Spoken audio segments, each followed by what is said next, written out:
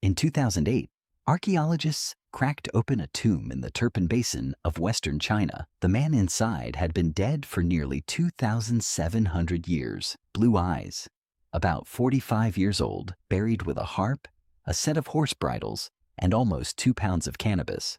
Still green, not brown, not ash, not dust, green. After 27 centuries in the ground, the plant had barely changed. And here's the thing, whoever packed that tomb didn't do it by accident. They knew exactly what they were putting in there. They made a deliberate decision that this man, wherever he was going next, should not run out. That's not a drug story. That's a love story. And it's 2,700 years old. But this plant didn't start with funerals. It started with farming. And it may be the oldest cultivated crop on Earth. Go back 12,000 years, East Asia, humans are just beginning to figure out agriculture, which is to say they are standing in front of wild plants and asking, can I make this work for me? And one of the first plants they looked at and said yes to was cannabis. You have to understand what that meant. Here is a single plant that you can twist into rope, weave into clothing, press into oil, eat for protein, and use as medicine. You are not looking at a drug. You are looking at the ancient world's equivalent of a Swiss Army knife growing straight out of the ground. The earliest written record appears in a Chinese medical text called the Pen Cao Qing, attributed to the legendary emperor Shennong around 2700 BC, listing cannabis as a treatment for everything from joint pain to malaria. They weren't experimenting. They were prescribing. From China, it moved along the Silk Road with the merchants and the soldiers and the nomads who never stopped walking, and the trail of evidence it left behind is extraordinary. High in the Pamir Mountains of Central Asia, at a burial site called Jerzunkel Cemetery, researchers excavated 8 tombs dating to around 500 BC. Inside, they found wooden braziers, small burning vessels, filled with stones that had been superheated and used to combust cannabis. But this wasn't whatever happened to grow nearby. When they analyzed the plant residue, the THC levels were significantly higher than wild cannabis in the area. These people were selecting for potency. They were choosing the strong stuff on purpose.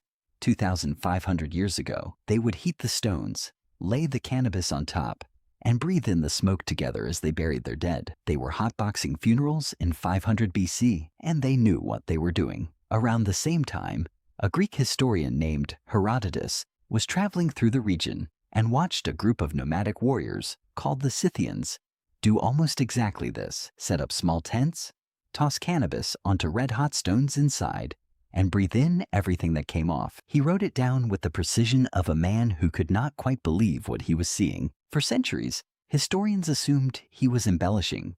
Then, in 1947, a Soviet archaeologist named Sergei Rudenko excavated a set of frozen tombs in Siberia that had been sealed in permafrost for over 2,000 years. Inside, tent frames, heated stones, cannabis seeds. Exactly what Herodotus described. He wasn't making anything up. The man was just taking notes.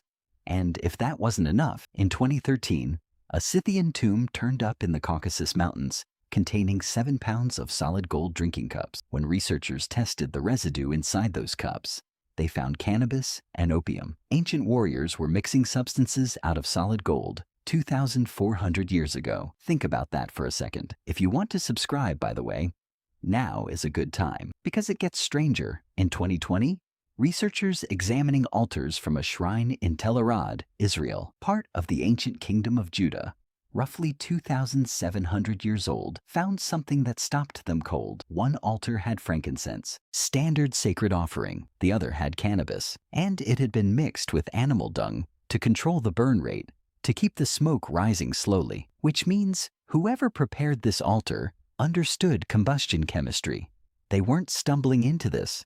They were engineering it, which raises a question that the science actually has an answer to. Why does this keep happening? Why does every civilization on every continent independently find this plant and decide it's worth keeping? Your body already knows. You produce a molecule called anandamide, named after the Sanskrit word for bliss, that regulates mood, memory, and pain. Cannabis produces a chemical that fits into the exact same receptor. Your body already had the lock built in. Cannabis just happened to make the key. This isn't a glitch. It's almost like it was designed, which explains why, in India, they didn't just use it, they worshipped it. The Atharva Veda, one of Hinduism's oldest sacred texts, lists cannabis as one of 5 sacred plants. Lord Shiva, one of the most powerful figures in the entire tradition, is called the Lord of Bhang, a drink made from cannabis leaves and milk. The story says that after Shiva swallowed a world-ending poison, it was Bhang that brought him back to calm. People still make that same drink during Holi and Shivaratri today, almost 3,000 years later. The recipe hasn't changed. In China, around 200 AD, a physician named Hua Tuo mixed cannabis with wine and used it as a surgical anesthetic, performing operations on patients who felt nothing. 1,800 years before modern medicine caught up, he called the formula Mafeisan. It worked. And then a warlord named Cao Chao had him arrested because Hua Tuo wanted to go home and treat ordinary people instead of serving as a private doctor to the powerful. Cao Chao took that as an insult. In prison, Hua Tuo tried to give his medical writings to a guard. The guard was too afraid to take them, so Hua Tuo burned everything himself. The formula died with him. No one has reconstructed it since. And then there's the story that sounds completely invented, except that it happened. In the Congo, a warlike tribe discovered cannabis and did something no one anticipated. They stopped fighting. They reorganized their entire society around the plant, renamed themselves the Benariamba, the Sons of Hemp, renamed their territory Lubuku, which means friendship. Their greeting became Moyo, a single word meaning both hemp and life, because to them there was no difference. By the time Europeans began colonizing the Americas, cannabis had already been the backbone of European industry for centuries. Every ship crossing the Atlantic ran on it. Rope, rigging, sails, hemp fiber. The entire age of exploration was held together by this plant. When settlers arrived in the New World, they brought hemp cultivation with them, not as a cultural statement, but as a practical necessity. The Virginia Assembly eventually made it legally required, not encouraged, not incentivized, required. Before we get to how it all became illegal, drop a comment and tell me, did you know any of this before today? Then in 1930, a man named Harry Anslinger became head of the Federal Bureau of Narcotics. He held the job for 32 years. Anslinger understood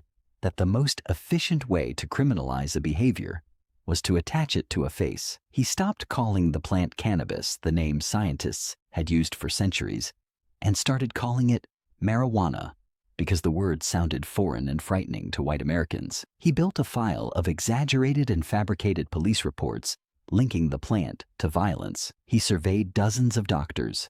Most said it was not dangerous. He cited the one who agreed with him. He went after jazz musicians. He personally targeted Billie Holiday, not for drugs, but for performing Strange Fruit, a protest song about lynching that made powerful people uncomfortable. The 1937 Marijuana Tax Act passed. In 1970, Nixon put it on Schedule 1, the same legal category as heroin. Years later, Nixon's own domestic policy advisor, John Ehrlichman, said on the record what the policy was actually for. The administration, he said, wanted tools to go after anti-war protesters and black communities. They couldn't make it illegal to be against the war or to be black, but they could tie cannabis to one group and heroin to the other, criminalize both, and arrest whoever they wanted. That is not an interpretation. That is a direct admission from the man who helped build the policy. Cannabis has been part of human life for 12,000 years. It has been illegal for about 90. That is less than 1% of its history. The shaman in that tomb in Western China didn't know about drug schedules or political strategy. He just knew that the plant did something worth keeping, and the people who loved him made sure that wherever he was going, he wouldn't run out. That's the oldest thing in this story. Not the law, not the policy. That